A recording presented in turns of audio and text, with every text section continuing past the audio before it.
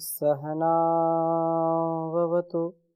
सहनौ भुनक्तु सह वीर्यं करवावहै तेजस्विनावधीतमस्तु मा विद्विषावहै। ओम शांति शांति शांति। वेदो अखिलो धर्ममूलम। वेद सब सत्य विद्याओं का पुस्तक है। वेद का पढ़ना, पढ़ाना, सुनना, सुनाना तथा अपने आचरण में लाना हमारा सबका परम कर्तव्य है। हम ईश्वर की भक्ति, ईश्वर की स्तुति, प्रार्थना, उपासना से युक्त जीवन जीने वाले बने। हमारा सबका जीवन दिव्य हो, भव्य हो और यज्ञमय हो, ज्ञानमय, यज्ञमय, वैराग्यमय, योगमय, आरोग्यमय जीवन जी करके हम अपना और इस संसार का सबका मिलजुल करके उत्कर्ष करें, इसको उन्नति की ओर ले जाएं और हमारे जीवन में जो दैवी संपद है उससे हम युक्त हों, हम यज्ञीय भावना से युक्त हों, कल्याणकारी भावनाओं से युक्त हों। इससे भिन्न जो अकल्याणकारी है, जो आसुरी संपद है, उससे हम मुक्त हों। देवत्व के गुणों से हमारा जीवन परिपूर्ण होना चाहिए। इसलिए पिछली कक्षा में जीवन को यज्ञमय जीने की चर्चा हमने की थी और बहुत सुंदर वेद मंत्र हमने पढ़ा था। चतुर्थ मंडल के द्वितीय सूक्त के 5वें मंत्र को पढ़ा था। आज भी बहुत सुंदर वेद मंत्र है, दूसरे सूक्त का 6ठा मंत्र, जिसमें देव यज्ञ, ब्रह्म यज्ञ की चर्चा की है। देव यज्ञ जो हम द्रव्य यज्ञ करते हैं, आहुति देते हैं, हवन करते हैं, जिसको अग्निहोत्र भी कहते हैं, जिसको होम कहते हैं। और जो ब्रह्म यज्ञ है, जो संध्या में हम बैठते हैं, हम ध्यान करते हैं, स्वाध्याय भी करते हैं, जहाँ पर ब्रह्म का ही ध्यान हम करें, अपने मन से, वाणी से, शरीर से तन्मय हो करके, उसी के भाव में खो करके उसका हम चिंतन मनन करते हैं। यह भाव जो देव यज्ञ का और ब्रह्म यज्ञ का है, बहुत सुंदर भाव है। मैं वेद मंत्र पहले लिखता हूँ, फिर कुछ निवेदन करूँगा आपके समक्ष। ओम यस्त इद्मा इद्मम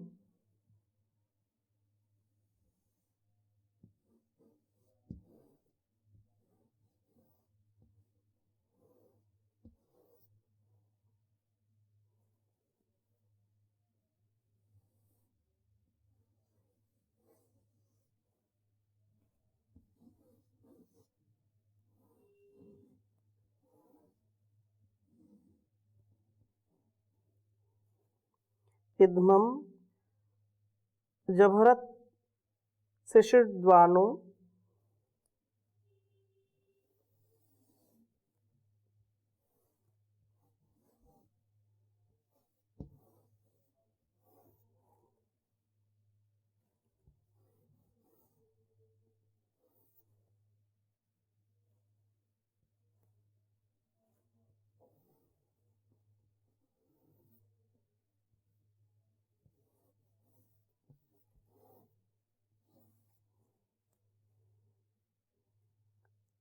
जहरत शिशिरदानो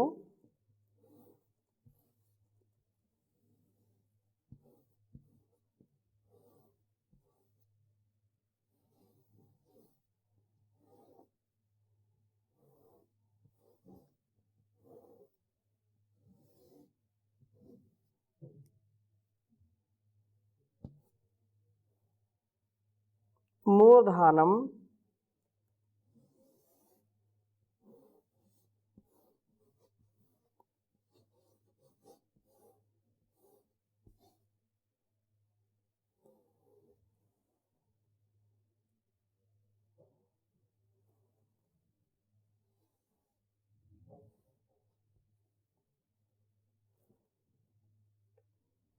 वा तपते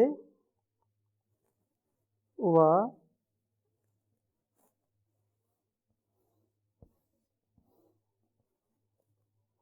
तपते,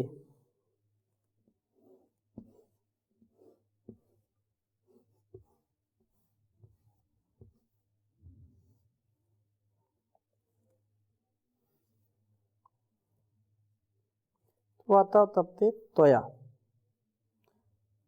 त्वया।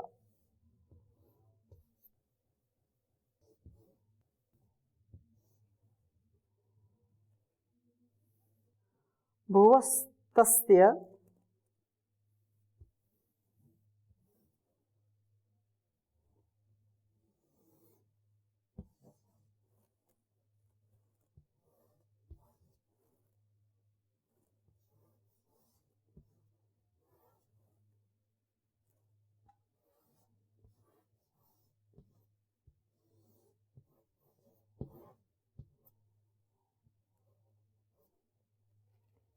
भुवस्तस्य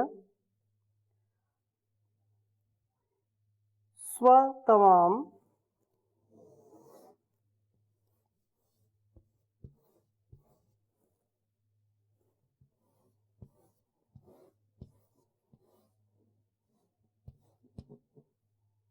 स्वतवाम पायुरग्ने,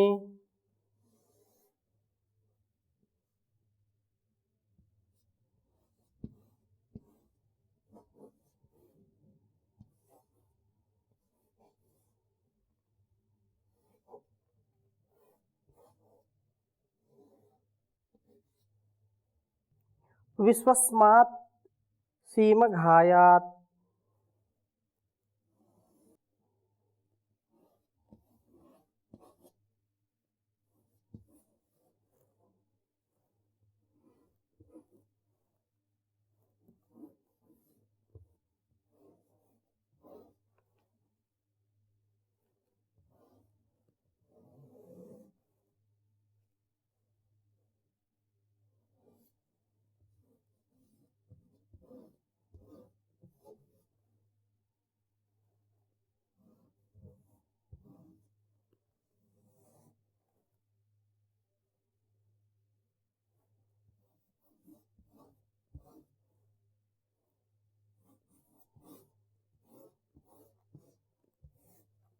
सीमघायात् पुरुष्य,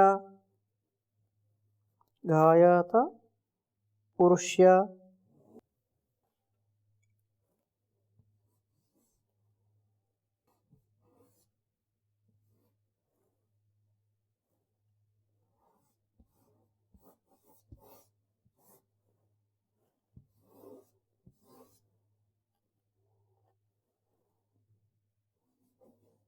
चौथे मंडल के दूसरे सूक्त का छठा मंत्र है यह।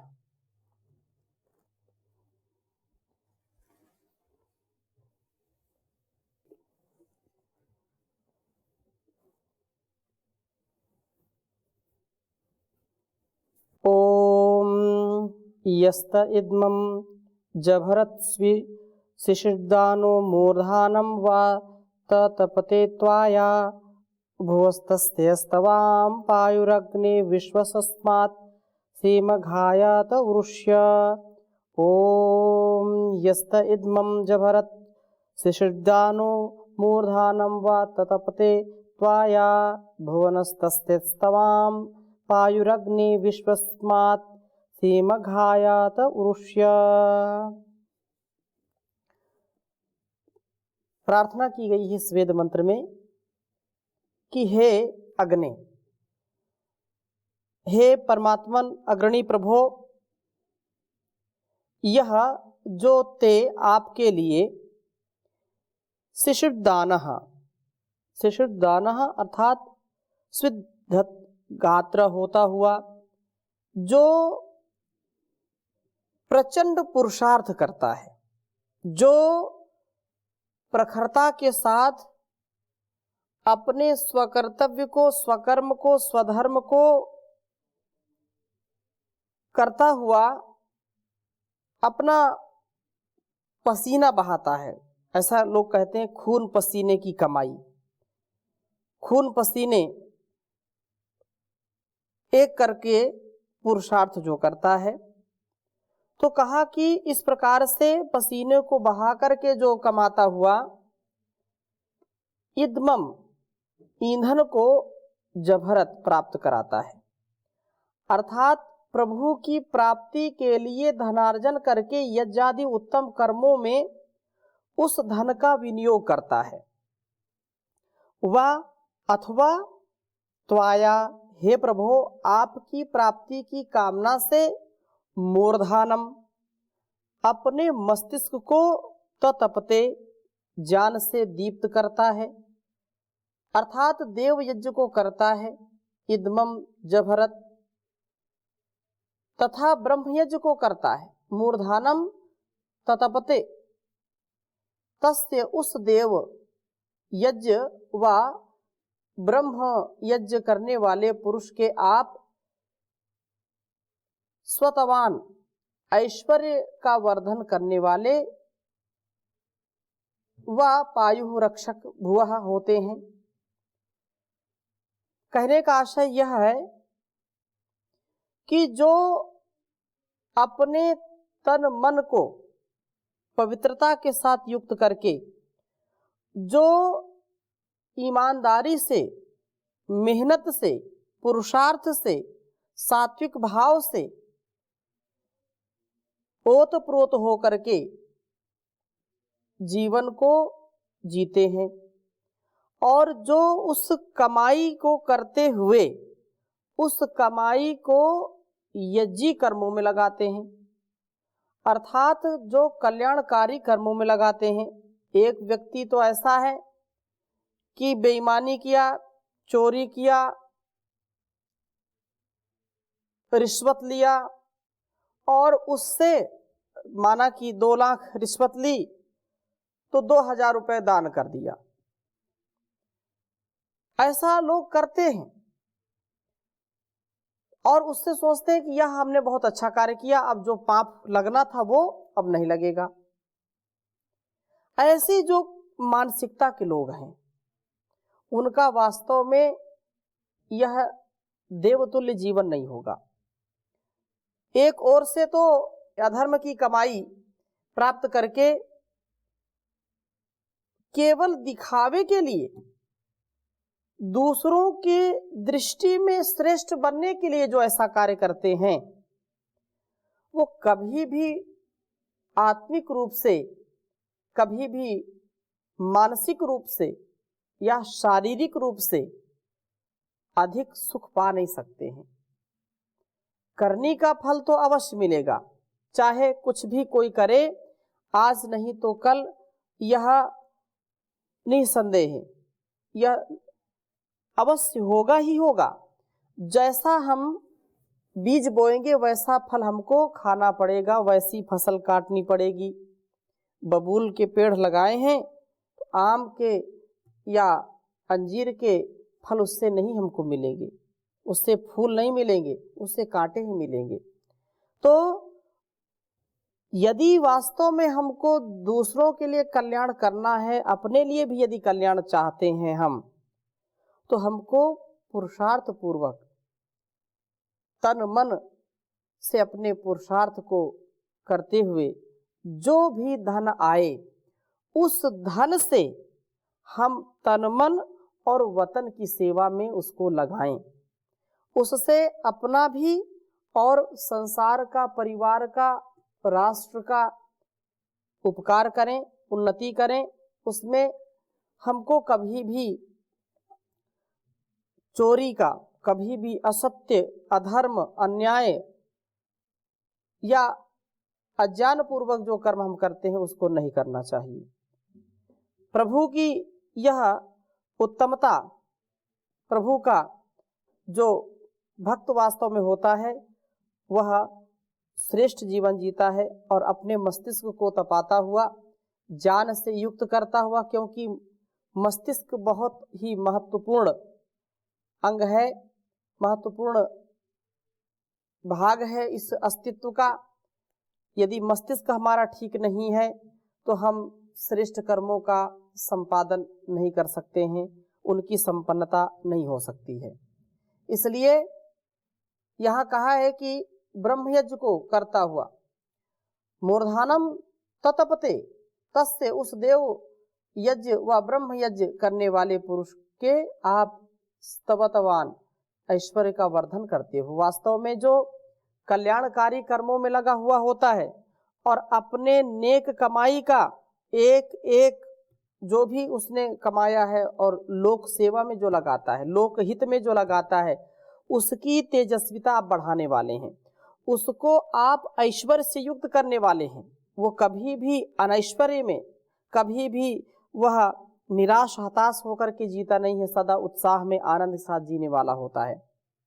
और वह ब्रह्मयज्ञ अर्थात ब्रह्मणी रमते, वह अपने कर्मों को इतना दिव्यता से करता है कि सुख दुख मान अपमान लाभ हानि जय पराजय सर्दी गर्मी इन सबको सह कर के भी उसी परब्रह्म परमेश्वर की भक्ति से युक्त होता है और आप उसके रक्षक होते हैं। आपकी कृपा से इसको यज्ञादि उत्तम कर्मों के लिए धन भी प्राप्त होता है और यह काम क्रोध लोभ आदि शत्रुओं के आक्रमण से भी बचा रहता है। हे प्रभु, आप इस देव यज्ञ व ब्रह्म यज्ञ के करने वाले को सीम निश्चय पूर्वक विश्वस्मात् सब अघायतः, अघ अर्थात पाप अर्थात बुरे कर्म, तो कहा कि अघायतः इनसे बुरे जो कर्म है उन बुरे की कामना वाले से उरुष्यः रक्षित करते हैं। यज्ञशील पुरुष का आप रक्षण करते ही हैं, इसमें कोई संदेह नहीं है। जिसका जीवन यज्ञी है, जो यज्ञी जीवन जीता है, उसके आप रक्षक होते ही होते हैं, इसमें लेश मात्र कोई संदेह नहीं है। प्रभु की दृष्टि सबके ऊपर होती है। प्रभु के घर कहते हैं देर है अंधेर नहीं है, करनी का फल अवश्य मिलेगा, आज नहीं तो कल, कहीं झूठ तो कहीं छल। जो लोग करते हैं झूठ छल से युक्त जीवन जीते हैं, उनको उनका फल अवश्य भोगना ही भोगना होता है।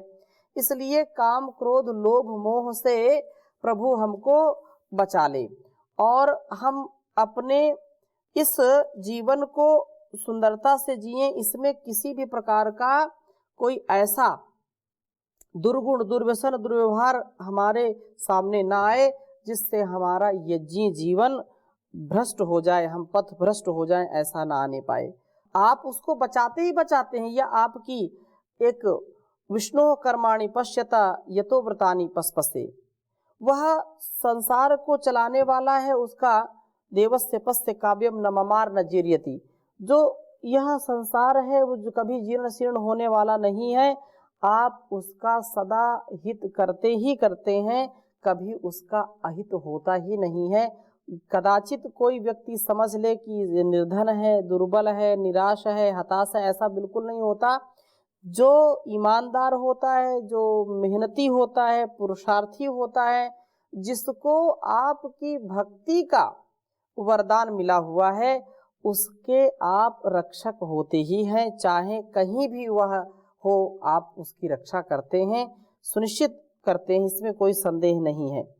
और आगे कहा कि उर्ष्या, आप उसको रक्षित करते हैं और वस्तुतः आपके रक्षण से ही वे यज्ञ पूर्ण होते हैं। यह उत्तम बात है कि जो कोई भी अपने मन में, वाणी में, अपने शरीर में यदि उपकार का भाव रखता है, उनसे उपकार वो चाहता है, दूसरों का उपकार करना चाहता है और स्वयं का उपकार करना चाहता है, तो यह निसंदेह उस प्रभु के ही द्वारा होता है, क्योंकि वही इस गाड़ी को चलाने वाला है, इस संसार को चलाने वाला है।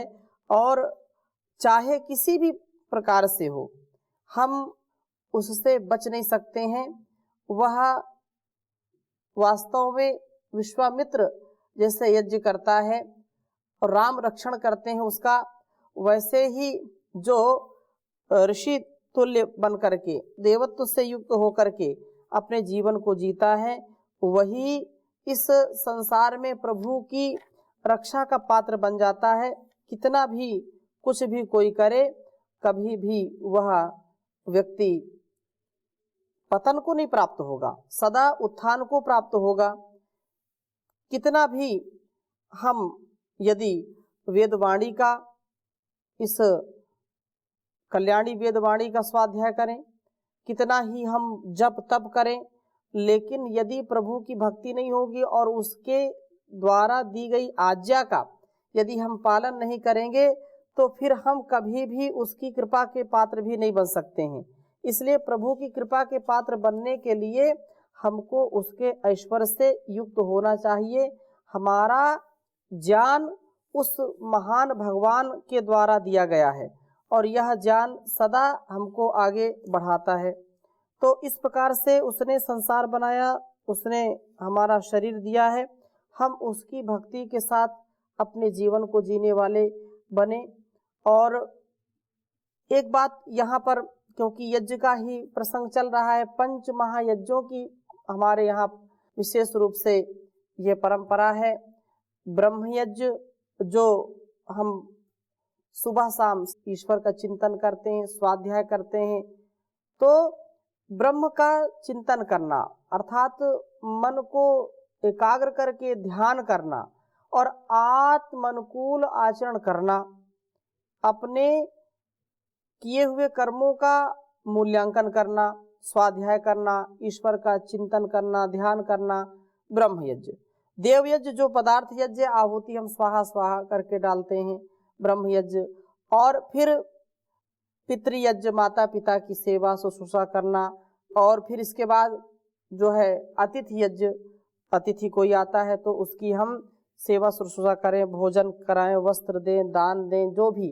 और फिर जो है बलिवैश्व देव यज्ञ, जो हमारे आश्रित पशु पक्षी हैं उनको भी हम तृप्त करें। तो ये 7वां मंत्र और 8वां मंत्र यह भी अत्यंत महनीय है। तो यहाँ पर चर्चा की है कि 7वां मंत्र और 8वां भी मैं संक्षिप्त में बोल देता हूँ। ओम यस्ते भराद अन्न नीयते चिदन्नम शिशनम अद्रम अतिथिम उदारीत आ देवायुर नधते दुरोणे तस्मिन्नद्र ध्रुवो अस्तु दास्वान। कहा कि यस्ते भराद अन्नियते चिदन्नम शिश्रन अन्नम अतिथिम उदीरत आ देव युरु नदिदे दुरोणे तस्मिन रद्धि ध्रुवो अस्तु दास्वान।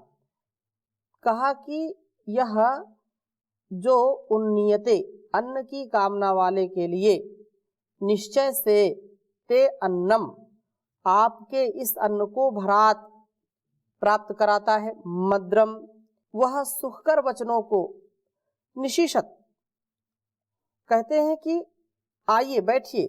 जब कोई अतिथि आता है, अतिथि देवो भव ऐसा कहा है, आइए बैठिए जी, पहले उसको अभिवादन करें, आसन दें, आदि मधुर शब्दों के लिए जो है कभी भी हमको इससे चूकना नहीं चाहिए। उनको जरूर ऐसे शब्दों का प्रयोग करना चाहिए। अतिथि जब घर में आए, आइए जी नमस्ते करिए, उसको अभिवादन करिए और उसको आसन दीजिए बैठने के लिए। तथा अतिथिम उदीरत उस अतिथि के स्वागत के लिए उठ करके घर से बाहर तक आता है। यह देवयुः देवों के संपर्क की कामना वाला, दुरोणे अपने दुरोण अपनयने बुराइयों को अपनय करने वाले, जो अपनयन करता है। घर में आ इन धते सर्वथा आपको दीप्त करता है, अर्थात उन विद्वान अतिथियों का सत्कार करता हुआ, उनसे ज्ञान चर्चा करता हुआ प्रभु के प्रकाश वाला बनता है। तस्मिन उस अतिथि यज्ञ करने वाले पुरुष में दासवान देने की वृत्ति वाला ध्रुव स्थिर रही, अर्थात ऐश्वर्य से युक्त इसे धन को प्राप्त हो, यह धन दान की वृत्ति से युक्त हो तथा न नष्ट होने वाला हो, कभी नष्ट न होने वाला हो। और इसी प्रकार से बलि वैश्वदेव यज्ञ का भी यहाँ पर प्रसंग बताया है, जो कहा कि हे अग्नि, आपको दोषा रात्रि के प्रारंभ में, यह जो उषसी दिन के प्रारंभ में प्रशंसित करता है, अर्थात जो प्रातः सायं प्रभु का स्मरण करता है, वह हविष्मान दान पूर्वक अदन वाला होता है। यज्ञ शेष का सेवन करता हुआ त्वा आपको प्रियम प्रिय कृणवते स्वेद में अपने गृह में आहेम्यवान स अश्वाना वह अपने इस प्रकार से सुवर्ण निर्मित कक्षा वाले अश्वनः अश्व के समान होता है। अर्थात वह व्यक्ति खूब धन संपत्ति से युक्त हो जाता है और उसको ऐश्वर्य की प्राप्ति होती है। तब उसका स्तवन करने वाले दासवान सम दान की वृत्ति वाले पुरुष को आप अहंसा सब पापों से पीपरहा पार करते हैं। अर्थात संपत्ति से जब युक्त होता है व्यक्ति तो दान की वृत्ति वाला जब हो जाता है तो प्रभु का उपासक ही उसमें नहीं फंसता, पाप में नहीं। तो जो धन संपत्ति ज्यादा प्राप्त करते हैं उनको लोभ आ जाता है, उनको कभी भी उन्नति नहीं मिलती है और वे संपत्ति के स्थान पर विपत्ति को मोल ले लेते हैं। संपत्ति के साथ विपत्तियां भी आ जाती हैं जो अपने प्राप्त किए हुए धन का सदुपयोग नहीं करते हैं, वे दुरुपयोग करते हैं और दुरुपयोग से वे वास्तव में अपने लिए भी दूसरों के लिए भी हानि उत्पन्न करते हैं, समस्याएं उत्पन्न करते हैं। इसलिए जो कुछ भी हमको मिला है इस संसार में अपने पुरुषार्थ से, माता पिता से, गुरुओं से, आचार्यों से, संसार से, उसको जितना अधिक हो सके इस संसार में यज्ञीय जीवन बना करके सब समर्पित कर देना चाहिए। क्योंकि संसार से कोई भी व्यक्ति कुछ भी ले जा नहीं सकता है, कितना भी कोई कुछ हो। हम इतिहास उठाकर देखें कितने बलशाली, कितने बुद्धिमान, कितने शक्तिमान, कितने धनवान लोग हुए, लेकिन संसार में सब कुछ इस धरा पर धरा रह गया, कुछ ले नहीं जा सके। इसलिए जाएगा जब जहां से कुछ भी न साथ होगा, 2 गज कफन का टुकड़ा तेरा लिबास होगा। कुछ भी नहीं जाएगा और हम धन धरा के बीच ही सारा धरा रह जाएगा, पशु भी बंधे रह जाएंगे जब कूच का वक्त आएगा। पत्नी भी तेरा साथ देगी गृह द्वार तक, मित्र गण मरघट के आगे मुंह नहीं दिखलाएंगे। देह भी तेरी चिता में यूं ही जल भुन जाएगी, बाद में सच्चा सखा केवल तेरा धर्म ही रह जाएगा। तो धर्म से युक्त हमारा जीवन हो, हम अधर्म से बचें, अन्याय से बचें और यज्ञमय जीवन हो। 5 महायज्ञों की जो पावनी परंपरा हमारी है उसको ही आत्मसात करके व्यष्टि से समष्टि, आत्म कल्याण से विश्व कल्याण की पावनी परंपरा का हम निर्वहन कर सकते हैं। तो आइए यहीं पर विराम लेते हैं, शेष चर्चा अगली कक्षा में करेंगे। ओम शांति शांति शांति।